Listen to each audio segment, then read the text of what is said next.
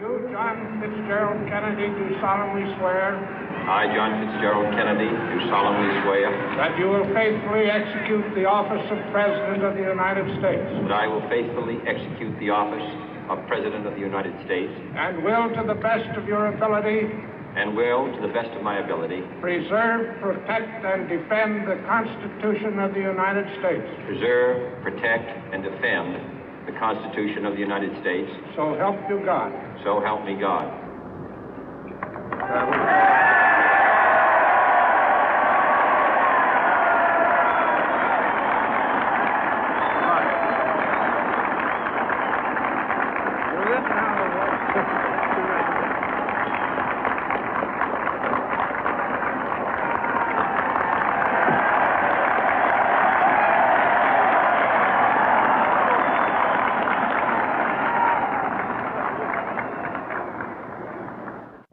Vice President Johnson, Mr. Speaker, Mr. Chief Justice, President Eisenhower, Vice President Nixon, President Truman, Reverend clergy, fellow citizens. We observe today not a victory of party, but a celebration of freedom, symbolizing an end as well as a beginning, signifying renewal as well as change. For I have sworn before you and Almighty God the same solemn oath our forebears prescribed nearly a century and 3/4 ago. The world is very different now, for man holds in his mortal hands the power to abolish all forms of human poverty and all forms of human life. And yet the same revolutionary beliefs for which our forebears fought are still at issue around the globe. The belief that the rights of man come not from the generosity of the state, but from the hand of God. We dare not forget today that we are the heirs of that first revolution. Let the word go forth from this time and place to friend and foe alike that the torch has been passed to a new generation of Americans born in this century, tempered by war, disciplined by a hard and bitter peace, proud of our ancient heritage, and unwilling to witness or permit the slow undoing of those human rights to which this nation has always been committed and to which we are committed today at home and around the world.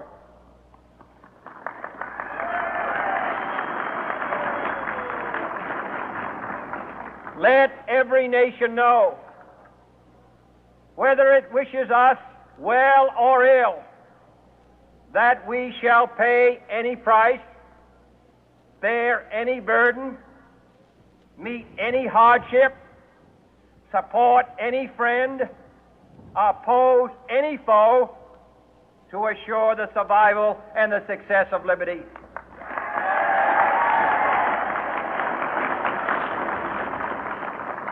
This much we pledge and more. To those old allies whose cultural and spiritual origins we share, we pledge the loyalty of faithful friends. United, there is little we cannot do in a host of cooperative ventures.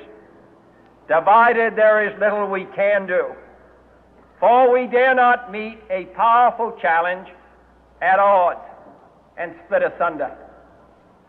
To those new states whom we welcome to the ranks of the free, we pledge our word that one form of colonial control shall not have passed away merely to be replaced by a far more iron tyranny. We shall not always expect to find them supporting our view, but we shall always hope to find them strongly supporting their own freedom, and to remember that in the past, those who foolishly sought power by riding the back of the tiger ended up inside.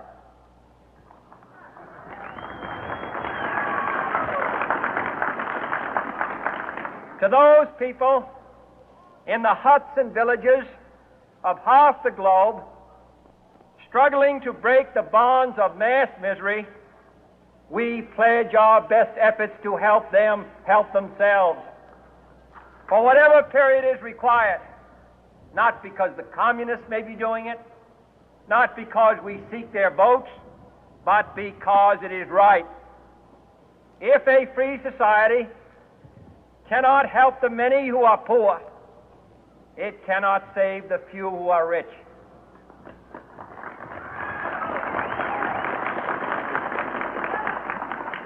To our sister republics south of our border, we offer a special pledge to convert our good words into good deeds, in a new alliance for progress, to assist free men and free governments in casting off the chains of poverty. But this peaceful revolution of hope cannot become the prey of hostile powers. Let all our neighbors know that we shall join with them to oppose aggression or subversion anywhere in the Americas. And let every other power know that this hemisphere intends to remain the master of its own house.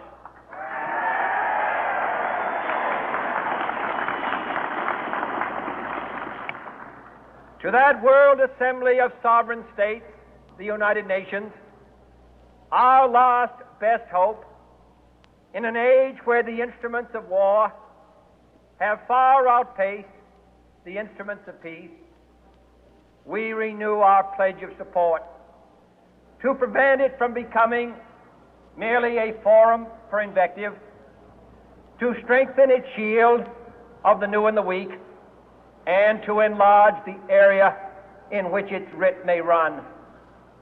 Finally, to those nations who would make themselves our adversary, we offer not a pledge, but a request that both sides begin anew the quest for peace.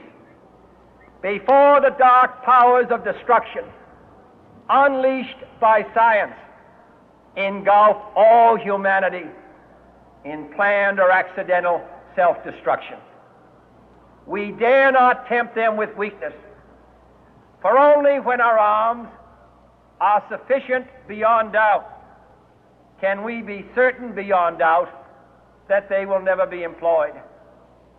But neither can two great and powerful groups of nations take comfort from our present course, both sides overburdened by the cost of modern weapons, both rightly alarmed by the steady spread of the deadly atom, yet both racing to alter that uncertain balance of terror that stays the hand of mankind's final war.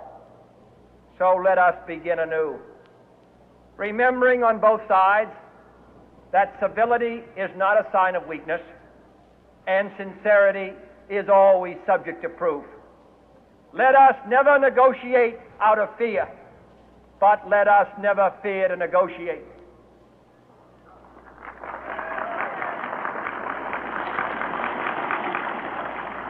Let both sides explore what problems unite us, instead of belaboring those problems which divide us. Let both sides, for the first time, formulate serious and precise proposals for the inspection and control of arms, and bring the absolute power to destroy other nations under the absolute control of all nations.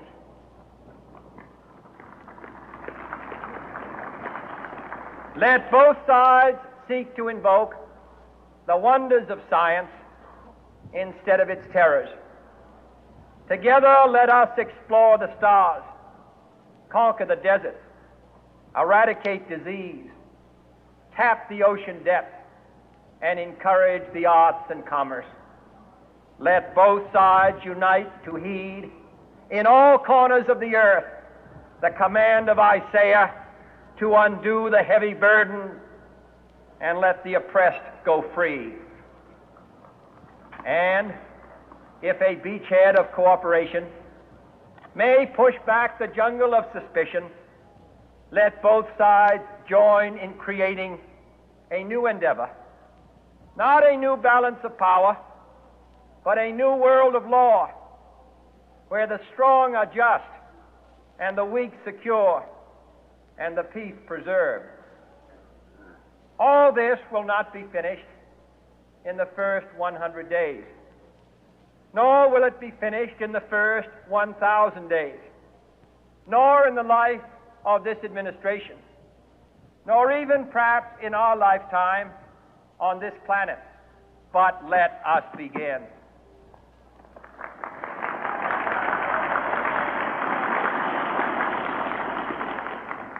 In your hands, my fellow citizens, more than mine, will rest the final success or failure of our course.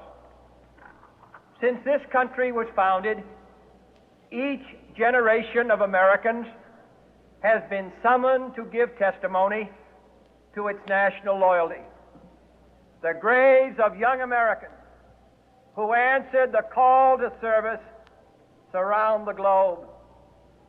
Now the trumpet summons us again, not as a call to bear arms, though arms we need, not as a call to battle, though in battle we are, but a call to bear the burden of a long twilight struggle, year in and year out, rejoicing in hope, patient in tribulation, a struggle against the common enemies of man, tyranny, poverty, disease, and war itself.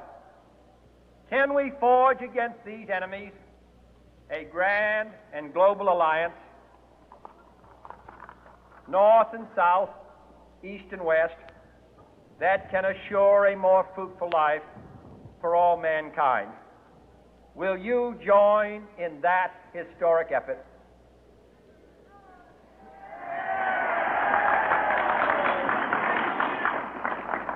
In the long history of the world, only a few generations have been granted the role of defending freedom in its hour of maximum danger. I do not shrink from this responsibility. I welcome it.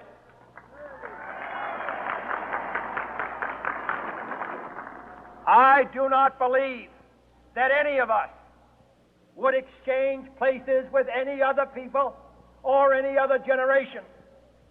The energy, the faith, the devotion which we bring to this endeavor will light our